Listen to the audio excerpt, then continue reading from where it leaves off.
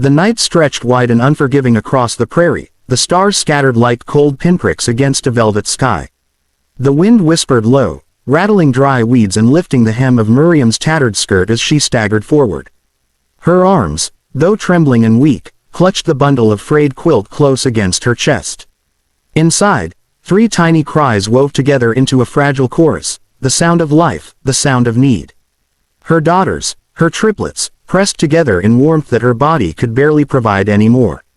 Every step Miriam took down the dirt road was driven by something greater than her exhaustion, greater than her pain, the sheer will to keep them alive. Her mind was raw with the memory of being cast out. She could still hear her brother-in-law's voice, sharp as a whip, "Get out." 3 mouths, a curse, "We won't have it under this roof." She could still feel her mother's hand shoving her toward the door that had once welcomed her home. She had bled for these children, nearly died for them, yet the faces she had once trusted had twisted with fear and judgment.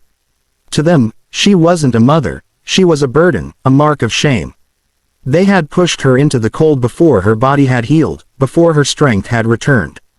They had left her with nothing but the quilt she'd stitched in girlhood, nothing but 3 fragile girls and the weight of survival pressing on her shoulders. Her knees buckled as the dirt road stretched longer than her strength.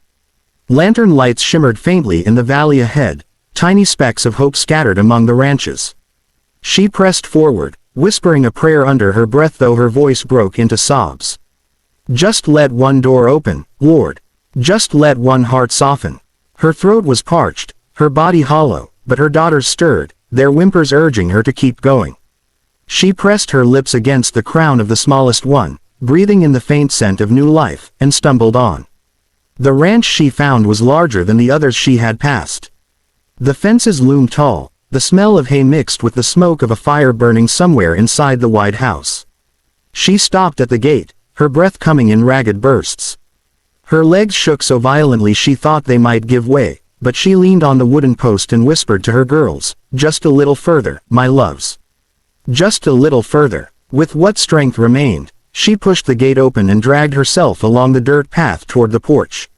By the time she reached the door, her vision blurred, and her tears ran freely down her cheeks. Her knuckles barely rapped against the wood, more a plea than a knock. For a heartbeat, nothing moved. She felt the sting of dread. What if no one answered? What if they turned her away as the others had? But then the door creaked open.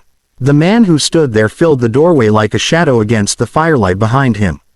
He was tall, his shoulders broad beneath a work-worn shirt, his hands rough with the mark of years in the saddle and at the plow. His face was partly hidden beneath a week's worth of beard, his jaw set firm, his eyes steady. He didn't speak, and in that silence, Miriam's heart pounded harder. She had expected anger, suspicion, maybe pity, but instead there was nothing. Just quiet, unreadable silence. She swallowed hard, her voice breaking as she tried to explain herself. I have nowhere else to go." Her arms shook as she pulled back the quilt just enough to reveal the tiny faces within, 3 little girls, red-cheeked, their cries soft but insistent. "They threw me out, because of them." Her words fell heavy in the night air, her shame spilling into the open. The man's gaze didn't waver. He looked at the children, at her trembling body, at the tears streaking her cheeks. Still, he said nothing, and the silence made her heart ache. She thought for certain he would close the door, that he too would see her as cursed, too much, unwelcome. The shame pressed harder on her chest, suffocating her. She shifted back a step, preparing to turn away, preparing to stumble back into the night. But then his hand moved. Large, rough, calloused, the hand of a man who worked the land and bore the silence of it. Instead of pushing her away, he reached forward and took hers. His palm was warm against her chilled skin, his grip steady, unyielding. Miriam froze, her breath catching as she met his eyes for the first time. What she saw there was not cruelty, not doubt, but something deeper, quiet understanding, unspoken strength. He hadn't said a word, yet the message was clear: "You are not alone now." She trembled, her tears spilling faster. Her body sagged in relief, though she fought to keep her footing. The weight of her daughters pressed against her chest, but for the first time, it didn't feel like a burden. It felt like a blessing someone else finally recognized. He shifted his hand, guiding her gently but firmly across the threshold. The warmth of the fire reached her skin, the scent of wood smoke filling her lungs. Inside, the room glowed with the orange flicker of the hearth. Miriam's knees buckled, her strength failing now that she no longer needed to hold herself up. She sank into the nearest chair, clutching her daughters close, her sobs breaking loose in full. The man still didn't speak, but he didn't need to. His silence was not cold, it was steady, protective, sure.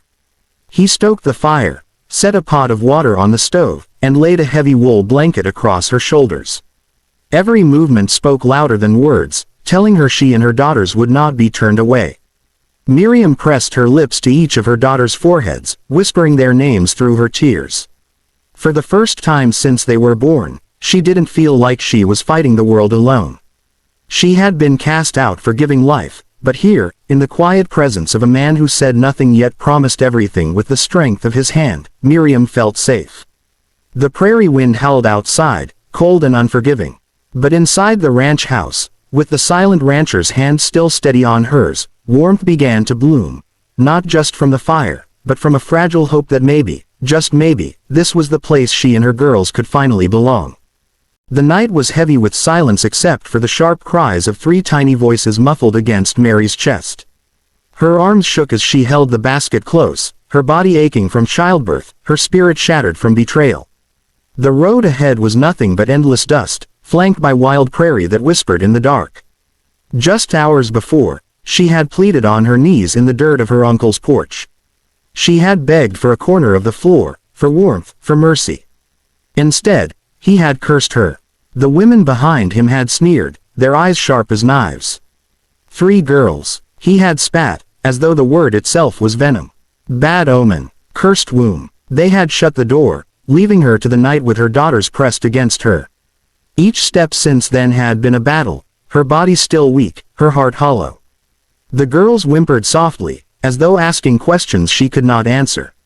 What home would hold them? What arms would protect them? She had nothing left but the fragile determination to keep moving, one foot after another. The prairie seemed endless. Shadows stretched long over the dirt road, and the stars blinked cold above her. Tears blurred her vision until she almost didn't see the figure standing where the fence cut across the land.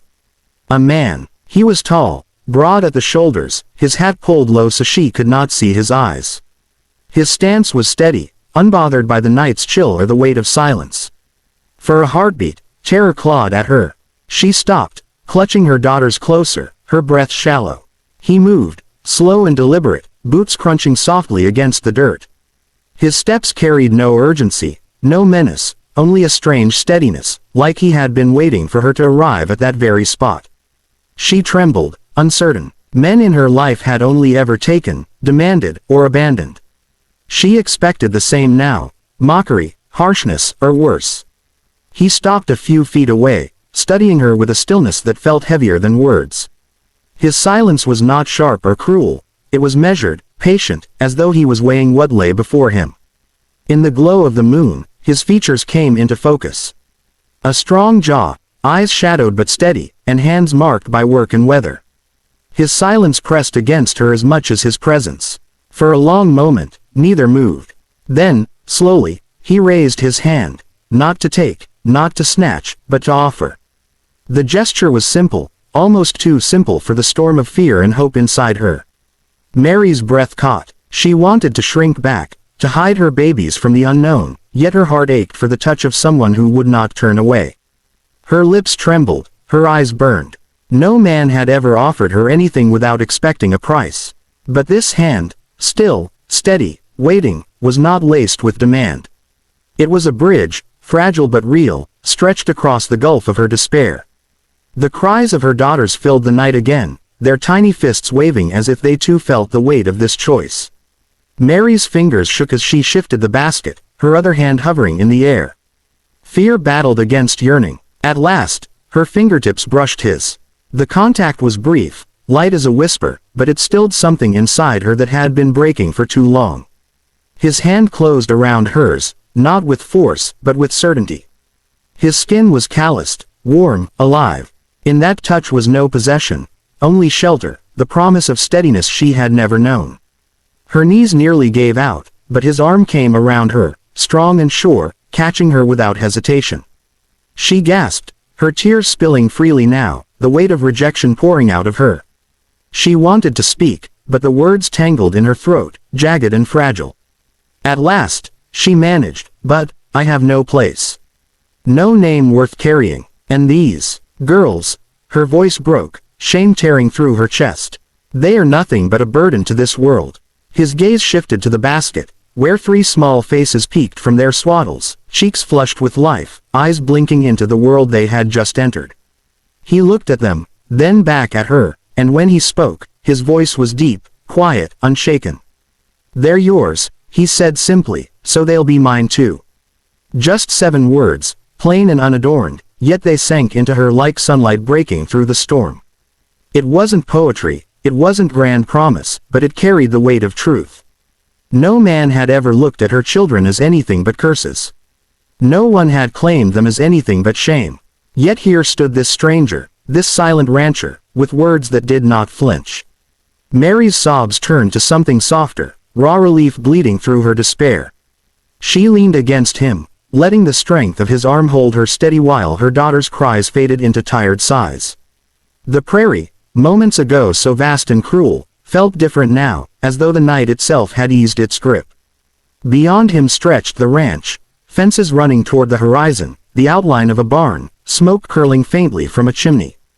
It was not grand, not rich, but it was alive, sturdy, real. More than shelter, it was a home shaped by his hands, built upon steadiness. Her heart ached with a new kind of fear, not of rejection this time, but of believing in something that might vanish. Still, when he guided her forward, she did not resist. The warmth of his hand around hers was enough to silence her doubts, at least for now. As they walked toward the house, each step felt like a step away from the world that had cast her out. The dust beneath her feet no longer burned with loneliness. The cries of her daughters were no longer reminders of shame but of life, fragile yet determined. The man beside her remained silent, but his presence spoke louder than any words could. For the first time since the day she had been abandoned, Mary felt something stir inside her chest, a fragile, trembling hope. Maybe this was not the end of her story. Maybe, just maybe, it was the beginning of a home where her daughters would be more than curses, where she herself would be more than unwanted.